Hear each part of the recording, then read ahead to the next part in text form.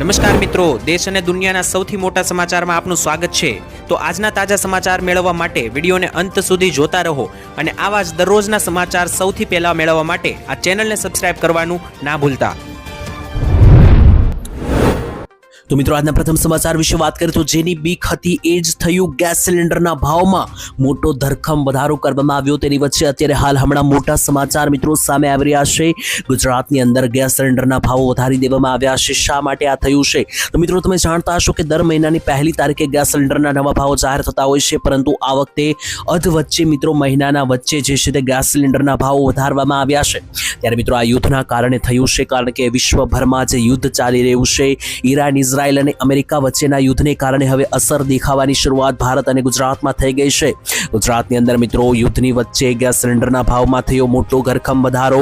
કેટલા રૂપિયાનો વધારો છે અને હજુ તો મિત્રો આવનારા સમયમાં કઈ કઈ વસ્તુઓ મોંઘી થશે તેને લઈને સૌથી મોટા ખુલાસાઓ કરવામાં આવ્યા છે। મિત્રો મધ્ય એશિયાની અંદર જે યુદ્ધ ચાલી રહ્યું છે તેના તણાવના ભાગરૂપે આજે મોંઘવારીનો માર જનતાને પડ્યો, કારણ કે ઘરેલું એલપીજી ગેસ સિલિન્ડરના ભાવમાં 60 રૂપિયાનો વધારો કરવામાં આવ્યો છે। આટલું જ નહીં મિત્રો, બીજી બાજુ જે કોમર્શિયલ 19 કિલોનો ગેસ સિલિન્ડર છે તેની અંદર તો 120 રૂપિયા સુધીનો જે છે તે મિત્રો ઉછાળો કરવામાં આવ્યો છે। અને આટલું જ નહીં, નવા ભાવ મિત્રો 7 તારીખથી લાગુ પણ થઈ ચૂક્યા છે, એટલે કે 7 માર્ચ 2024 આ ભાવો લાગુ પણ થઈ ચૂક્યા છે અને ઇન્ડિયન ઓઇલની વેબસાઇટ ઉપર અપડેટ પણ કરી દેવામાં આવ્યા છે। આનાથી મિત્રો ઘણી બધી અસર થશે, કારણ કે જેવા ગેસ સિલિન્ડરના ભાવ વધ્યા હશે તો ખાણીપીણીની વસ્તુઓના ભાવ વધી જશે અને હજુ આવનારા સમયમાં જો આ યુદ્ધ શરૂ રહેશે તો મિત્રો મોંઘવારીનો માર વધુ પણ અન્ય વસ્તુઓ ઉપર પડી શકે। અને મિત્રો તમને જણાવી દઈએ તો આજે નવા ભાવ છે। પહેલા મિત્રો ગેસ સિલિન્ડરના ભાવ અત્યાર સુધી 850 રૂપિયા હતા ગુજરાતની અંદર રાંધણ ગેસના ભાવ, હવે મિત્રો 60 રૂપિયાના વધારા સાથે નવા એલપીજી ગેસ સિલિન્ડરના ભાવ 910 રૂપિયા ગુજરાતમાં થયા। ત્યાર પછીના સૌથી મોટા સમાચાર વિશે વાત કરીએ તો 2 લાખ રૂપિયા સુધીની કૃષિ લોન માફ કરવામાં આવી। જે હા મિત્રો ખેડૂતોનું સપનું હોય છે કે સરકાર ખેડૂતોની લોન માફ કરે અને મહારાષ્ટ્રના ખેડૂતોનું સપનું સાકાર થયું છે। મહારાષ્ટ્રની અંદર ખેડૂતોની 2 લાખ રૂપિયા સુધીની લોન માફ કરવામાં આવી છે અને હવે ગુજરાતના ખેડૂતો પણ મિત્રો જે છે તે 2 લાખની લોન માફ કરવાની માંગણીઓ પર ઉતરી આવ્યા છે। ત્યારે મિત્રો જો તમે પણ ગુજરાતના ખેડૂત હોય તો કોમેન્ટમાં લખી દેજો કે સરકારે 2 લાખની લોન માફ ગુજરાતમાં પણ કરવી જોઈએ કે નહીં, કારણ કે મહારાષ્ટ્રના મુખ્યમંત્રી દેવેન્દ્ર ફડણવીસ મિત્રો શુક્રવારે જાહેરાત કરી છે। મહારાષ્ટ્રમાં મિત્રો તમને ના ખ્યાલ હોય તો જણાવી દઈએ કે ભાજપની જ સરકાર છે અને મહારાષ્ટ્રમાં ભાજપની સરકારે જે નવું બજેટ જાહેર કર્યું 2026નું, તેમાં જાહેરાત કરી છે 2 લાખ રૂપિયા સુધીની કૃષિ લોન જે છે તે મિત્રો માફ કરવામાં આવશે તેવી બજેટમાં જાહેરાત કરવામાં આવી છે। બજેટમાં મિત્રો મહારાષ્ટ્રની અંદર જે છે તે નવા પ્રોજેક્ટ્સ અને ખાસ કરીને યુવાઓ માટે, ખેડૂતો માટે અને મહિલાઓ માટે નવી યોજનાની જાહેરાત કરી। તેમાં મહારાષ્ટ્રના જે મિત્રો મુખ્યમંત્રી છે તેમણે પણ જાહેરાત કરીને માહિતી આપી કે 2 લાખ રૂપિયા સુધીની ખેડૂતોની કૃષિ લોન જે છે તે માફ કરવામાં આવશે। અને ત્યાર પછી ગુજરાતના ખેડૂતોને પણ મિત્રો આશા જાગી છે, કારણ કે ગુજરાતના ખેડૂતોએ પણ બજેટમાં લોન માફીની ઘણી બધી માંગણીઓ કરી હતી, પરંતુ ગુજરાતનું બજેટ જાહેર થયું તેને 1 મહિનો થયો, ગુજરાતમાં લોન માફ કરવામાં નથી આવી, પરંતુ મહારાષ્ટ્રના ખેડૂતોને રાહત મળી છે। તો મિત્રો ગુજરાતમાં પણ અન્ય રાજ્યોની જેમ ખેડૂતોની 2 લાખ લોન માફ કરવી જોઈએ કે નહીં, તમારું શું માનવું છે જરૂર કોમેન્ટમાં એક વખત લખી દેજો।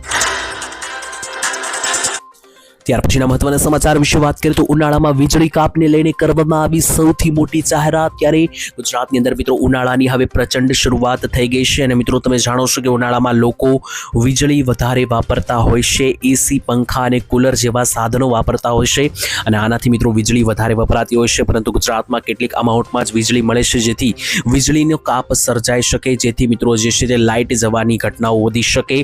ભારતમાં મિત્રો દર વર્ષે ઉનાળાના મહિનાઓમાં વીજળીની માંગ જે છે તે ઝડપથી વધી જાય છે, કારણ કે લોકો વધારે વીજળી વાપરે છે। આ વર્ષે પણ મિત્રો ભીષણ ગરમીને કારણે વીજળીની માંગ વધુ વધવાની શક્યતાઓ છે। કેન્દ્ર સરકારના અંદાજ મુજબ આ ઉનાળામાં દેશની વીજળીની માંગ લગભગ 270 ગીગાવોટ સુધી પહોંચી શકે તેવી જાહેરાત કરવામાં આવી છે। અને ઘણા બધા લોકો મિત્રો એવું પણ જણાવી રહ્યા છે કે મિત્રો યુદ્ધ ચાલી રહ્યું છે તેને કારણે જે છે તે વીજળીનો પુરવઠો ઘટી શકે, વીજળીના પુરવઠાને કારણે થોડી ઘણી અસર થઈ શકે, પરંતુ મિત્રો તમને જણાવી દઈએ કે વીજળીની કોઈ પણ અસર થતી નથી યુદ્ધને કારણે, તો એવી કોઈ પણ અફવામાં ફસાવવું નહીં। જી હા મિત્રો, જ્યારે વીજળીનો વધારે મિત્રો સમસ્યા ફસાય અને વીજળીની માંગ ખૂબ જ વધારે વધી જાય ત્યારે મિત્રો ક્યારેક વીજળીનો કાપ પણ મિત્રો હોતો હોય છે ઉનાળાની અંદર, કે જેથી વીજળીના મિત્રો જે માંગ છે તેને પહોંચી વળાય। આ માટે ઉનાળામાં મિત્રો વધારે વખત જે છે તે ઘણી વખત વીજળીનો કાપ પણ રહેતો હોય છે અને આ વખતે પણ રહી શકે। ત્યાર પછીના સૌથી મોટા સમાચાર, ગુજરાતના ખેડૂતોને આ યોજનામાં મળશે 72,000 રૂપિયાની વિશાળ મોટી સહાય.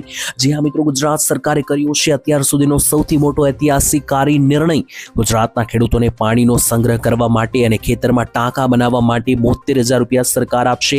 જી હા મિત્રો, આ યોજનામાં પહેલા પણ તમે આ યોજના વિશે સાંભળ્યું હશે, પરંતુ હવે આ યોજનામાં લાભ લેવો ખૂબ જ સરળ બની ગયો છે, કારણ કે આ યોજનામાં સરકાર જે છે તે તમને ટાંકી બનાવવા માટે સીધા બેંક ખાતામાં હવે પૈસા દેવાની છે. તો ગુજરાતના ખેડૂતો, જો તમે આ વિડીયો જોઈ રહ્યા હોય અને તમારે પણ મિત્રો ખેતરની અંદર કામ કરાવવા માટે 72,000 રૂપિયાની સહાય મેળવી હોય, પાણીનો સંગ્રહ કરવા માટે ટાંકો બનાવવો હોય, તો આ યોજનામાં વહેલી તકે ફોર્મ ભરી દેજો. આ યોજનાના ફોર્મ મિત્રો ખેતીવાડીની વેબસાઇટ આઈ ખેડૂત પોર્ટલ ઉપર ભરાવાના શરૂ પણ થયા હતા, અને હજુ પણ મિત્રો જે છે તે જો તમારે આ યોજનાનો લાભ લેવો હોય અને 72,000 રૂપિયા સુધીની સહાય તમારા બેંક ખાતાની અંદર મેળવી હોય તો યોજનામાં ફોર્મ ભરી દેજો.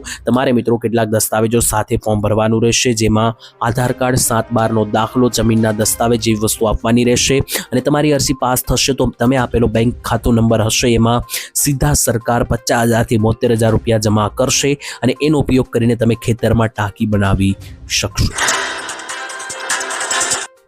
ત્યાર પછીના સૌથી મોટા સમાચાર વિશે વાત કરીએ તો આજે રાત્રે થશે કંઈક મોટી નવાજોની. અમેરિકાએ કર્યો સૌથી મોટો ખુલાસો. ત્યારે મિત્રો અમેરિકા, ઇઝરાયલ અને ઈરાન વચ્ચે અત્યારે ખરાખરીનું યુદ્ધ ચાલી રહ્યું છે. તેની વચ્ચે આજે રાત્રે આ યુદ્ધનો છેલ્લો હુમલો બની શકે, કારણ કે અમેરિકાએ સૌથી મોટું એલર્ટ જાહેર કરી દીધું છે. ઈરાન અને ઇઝરાયલ વચ્ચે ચાલી રહેલા યુદ્ધને લઈને અમેરિકાએ સીધી મોટી જાહેરાત કરી દીધી છે કે આજે સાંજે અત્યાર સુધીમાં ન કરવાયો હોય એવો સૌથી મોટો હુમલો કરવામાં આવશે અને યુદ્ધને પૂરું કરવામાં આવશે. યુદ્ધના 8મા દિવસે મિત્રો અમેરિકાએ જ આજે જાહેરાત કરી છે અને જણાવ્યું છે સુપર પાવર અમેરિકાએ ઈરાનને જડબાતોડ જવાબ આપ્યો છે અને ખુલ્લી ધમકી આપી દીધી છે કે આ માત્ર બે દેશો વચ્ચેની લડાઈ નથી, પરંતુ વિશ્વભરના અર્થતંત્ર ઉપર આની અસર પડી રહી છે. જેમ કે ગુજરાત સુધી આની અસર દેખાઈ રહી છે. ગુજરાતમાં આજે જ ગેસ સિલિન્ડર મોંઘો થયો છે, ત્યારે હજુ પણ આ યુદ્ધની મિત્રો વધારે અસરો ભવિષ્યમાં જોવા મળવાની છે. તેની વચ્ચે આજે અમેરિકાએ સૌથી મોટો ખુલાસો કર્યો છે. અમેરિકાએ કહ્યું છે કે આજે રાત્રે ઈરાન ઉપર અમે સૌથી મોટો હુમલો કરીશું, અને કહ્યું કે આજ દિન સુધીમાં ના થયો હોય તેવો સૌથી મોટો હુમલો જે છે તે આજે ઈરાન ઉપર કરવામાં આવશે. મિત્રો યુદ્ધની અંદર જે યુદ્ધની જે સ્થિતિ ચાલી રહી છે તેની વચ્ચે આજે રાત્રે કંઈક મોટી નવાજૂની જોવા મળી શકે, જેના ઉપર વિશ્વના તમામ દેશોની નજર છે, કારણ કે જો આ યુદ્ધ એક વખત બંધ થશે તો આગળ ધંધા, નોકરી, ઉદ્યોગોના રસ્તાઓ ખુલશે, નહીતર હજુ આનાથી પણ વધારે ભયંકર મંદી માટે તમામ લોકોએ તૈયાર રહેવું પડશે. ત્યાર પછીના સૌથી મોટા સમાચાર જોઈ લો તો ખેડૂતો માટે આમ આદમી પાર્ટીનું મોટું આહવાન. જી હા મિત્રો, અરવિંદ કેજરીવાલ ગુજરાત પ્રવાસે આવવાના છે ખેડૂતો માટે. ત્યારે બીજી તરફ મિત્રો ગુજરાતની અંદર આમ આદમી પાર્ટીના ઈસુદાન ગઢવી, ગોપાલ ઇટાલિયા વગેરે મિત્રો તમામ નેતાઓએ સૌથી મોટી જાહેરાત કરી છે ખેડૂતોના હક માટે. સભાની સંબોધન પણ કરવામાં આવી હતી. ત્યાં મિત્રો ઈસુદાન ગઢવીએ ખેડૂતોના હિત માટે સૌથી મોટો ફેસલો લીધો છે. જ્યાં મિત્રો આમ આદમી પાર્ટીના પ્રમુખ ઈસુદાન ગઢવીએ જણાવ્યું હતું કે અમે રાજનીતિમાં કોઈ સ્વાર્થ માટે નથી આવ્યા, પરંતુ ચૂંટણી આવે કે ન આવે, સત્તા મળે કે ન મળે, અમે કોઈ પણ પ્રકારના ઇમ્પોર્ટેડ નેતા નથી. અમે એક જ વિઝન સાથે રાજનીતિમાં આવ્યા છીએ. ઘણા લોકો મને કહેતા હોય છે કે તમે પત્રકાર તરીકે સારા હતા, પરંતુ રાજનીતિમાં શા માટે આવ્યા છો? એટલે કે મિત્રો અહીંયા ઈસુદાન ગઢવીએ કારણ આપ્યું કે શા માટે આમ આદમી પાર્ટી આવી છે ગુજરાતમાં. તેમણે મિત્રો કહ્યું કે ગુજરાતની અંદર જે લોકોના પ્રશ્નો છે, ગુજરાતના લોકો કંટાળી ચૂક્યા છે. ભાજપ સરકાર ખેડૂતોના નામે રાજકારણ કરે છે અને ખેડૂત વિરોધી કાયદા બનાવે છે ભાજપ સરકાર. તો આ બધાથી વસ્તુઓથી લોકોને રાહત અપાવવા માટે અમે આવ્યા છીએ તેવું પણ જણાવવામાં આવ્યું. વિધાનસભામાં એવા કાયદા બનાવવામાં આવ્યા છે કે જો નહેરમાંથી પાણી લેવામાં આવે તો ખેડૂતોને જેલમાં મૂકવામાં આવે છે. ખેડૂતોના ખેતરોમાં કંપનીઓ ભારે મિત્રો જે છે તે ખાસ કરીને તાર વાડ નાખવામાં આવે છે, પોલીસ તૈનાત કરવામાં આવે છે અને ખેડૂતો સામે કેસ પણ કરવામાં આવે છે તેવું પણ મિત્રો ઈસુદાન ગઢવીએ જણાવ્યું હતું. સાથે મિત્રો તેમણે કહ્યું હતું કે હું પોલીસ વિભાગનું ખૂબ માન રાખું છું અને અમારી સરકાર આવશે તો પોલીસ વિભાગમાં ઘણી બધી સુવિધાઓ પણ આપવામાં આવશે. અને હજુ પણ મિત્રો તમને જણાવી દઈએ તો ખેડૂતોના હિત માટે જે છે તે ખાસ કરીને અમે કામ કરીશું તેવું પણ મિત્રો ઈસુદાન ગઢવીએ જણાવ્યું હતું. અને બીજા નંબર ઉપર મિત્રો અરવિંદ કેજરીવાલ આવનારા હવે કેટલા ગણતરીની કલાકોમાં ગુજરાત પ્રવાસે આવવાના છે, અને ખેડૂત આંદોલન જેવી પરિસ્થિતિ મિત્રો સર્જાઈ રહી છે, કારણ કે અત્યારે ગામડે ગામડે મિત્રો યાત્રાઓ નીકળી રહી છે અને ખેડૂતો 3-4 મુદ્દાઓ સાથે સરકારથી કંટાળીને બેઠેલા છે, એનો વિરોધ કરી રહ્યા છે. જેમ કે સારા પાકના ભાવો ન મળવા, બીજા નંબર ઉપર લોન માફીને લઈને પણ ઘણા બધા ખેડૂતોની માંગ છે, અને મિત્રો નકલી બિયારણને લઈને પણ ખેડૂતો હવે કંટાળ્યા રહ્યા છે. ત્યાર પછીના સૌથી મોટા સમાચાર વિશે વાત કરીએ તો એટીએમમાંથી જો તમે પૈસા ઉપાડતા હોય તો સાવચેત થઈ જજો, કારણ કે આ 3 વસ્તુઓનું ધ્યાન તમારે રાખવું પડશે, નહીંતર બેંકમાં પડેલા પૈસા પણ ફસાઈ શકે, એટીએમ કાર્ડ પણ ફસાઈ શકે, તમારો જીવ તાળવે ચોટે. પહેલા સમાચાર ખાસ કાન ખોલીને સાંભળી લેજો, કારણ કે ઘણા બધા લોકોના મનમાં એવો એક પ્રશ્ન હશે કે જ્યારે એટીએમમાંથી પૈસા કાઢવા જઈએ અને કોઈ પણ કારણોસર જો એ કાર્ડ એટીએમ કાર્ડ અંદર નાખ્યા પછી મશીનમાંથી બહાર ના આવ્યું તો શું કરવું. આ માહિતી મિત્રો અગાઉ તમારે જાણીને રાખવી પડશે કે જેનાથી ક્યારેય પણ તમારી સાથે ભવિષ્યમાં આ રીતની કોઈ ઘટના બને તો ત્યારે તમે શું ફેસલો લઈ શકો. એ માટે આ સમાચાર ખાસ કાન ખોલીને સાંભળી લેજો. જી હા મિત્રો, કોઈ પણ કારણોસર જો તમારું કાર્ડ બહાર ના આવે, એ પછી લાઇટ વહી ગયા હોવાના કારણે અથવા ફસાઈ જવાને કારણે, તો તમારે શું કરવાનું રહેશે. તો મિત્રો એટીએમમાંથી જ્યારે તમે પૈસા ઉપાડવા જાવશો અને કોઈ પણ કારણોસર જો કાર્ડ બહાર નથી આવતું તો સૌથી પહેલાં તો મિત્રો સ્થળ ઉપર તમારે શાંત રહેવાનું છે, હડબડી નથી કરવાની, કાર્ડને ખેંચવાનું નથી, નહીંતર મિત્રો કાર્ડ જે છે તે તૂટી પણ શકે.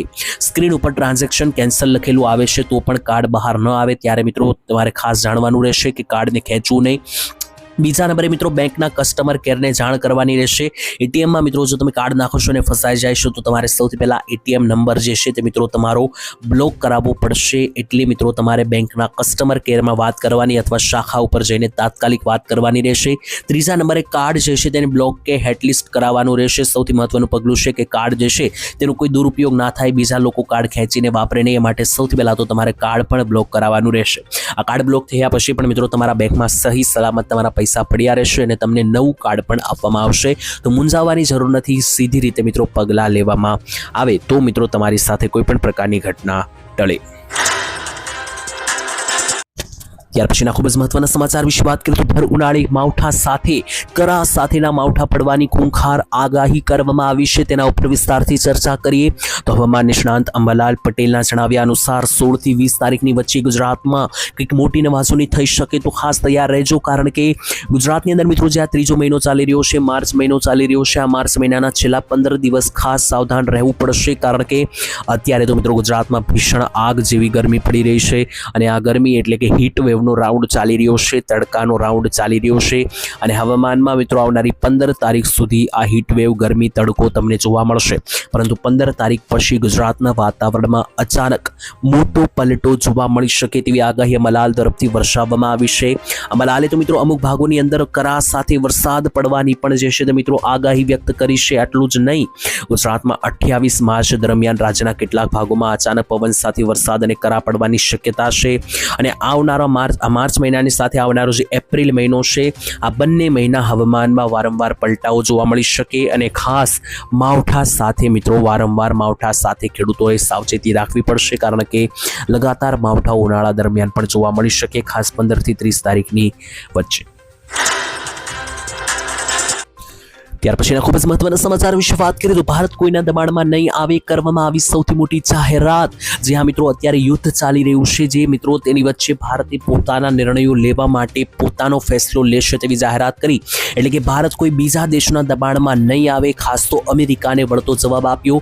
જે હા મિત્રો તમને જણાવી દઈએ તો અત્યારે યુદ્ધને કારણે પેટ્રોલ ડીઝલની ખૂબ જ અછત સર્જાઈ રહી છે, જેથી ભારત સરકારે નિર્ણય લીધો છે કે રશિયા પાસેથી ભારત સરકાર હવે પેટ્રોલ લેશે કે જેથી કરીને ભારતમાં પેટ્રોલની તંગી ના સર્જાય. આના ઉપર મિત્રો અમેરિકાએ ગઈકાલે માહિતી આપી હતી કે અમે ભારતને છૂટ આપી છે કે ભારત હવે રશિયા પાસેથી પેટ્રોલ લઈ શકશે. એટલે કે અમેરિકાએ મિત્રો એવું જણાવ્યું કે અમે ભારતને છૂટ આપી છે. આના ઉપર ભારતના મિત્રો મંત્રાલય તરફથી માહિતી આપવામાં આવી કે અમેરિકા છૂટ આપે કે ના આપે, ભારત જે છે તે કોઈના દબાણમાં નહીં આવે અને ભારતને આ સહી સાચો રસ્તો લાગશે એ જ રસ્તો ભારત લેશે. એટલે કે મિત્રો અમેરિકાએ એક પ્રકારે એવું કહ્યું કે ભારતને અમે છૂટ આપી છે, પરંતુ મિત્રો મોટી વાત એ છે કે અમેરિકાએ કોઈ છૂટ આપવાની જરૂર નથી. ભારત પોતાનો મિત્રો નિર્ણય લઈ શકે એમ છે, કોઈ પણ પ્રકારના અન્ય દેશોએ દખલગીરી ના કરવી જોઈએ. અને આ જ રીતે મિત્રો વિદેશ મંત્રાલય તરફથી જવાબ પણ આપવામાં આવ્યો હતો કે ભારત જે છે તે કોઈના દબાણમાં નહીં આવે.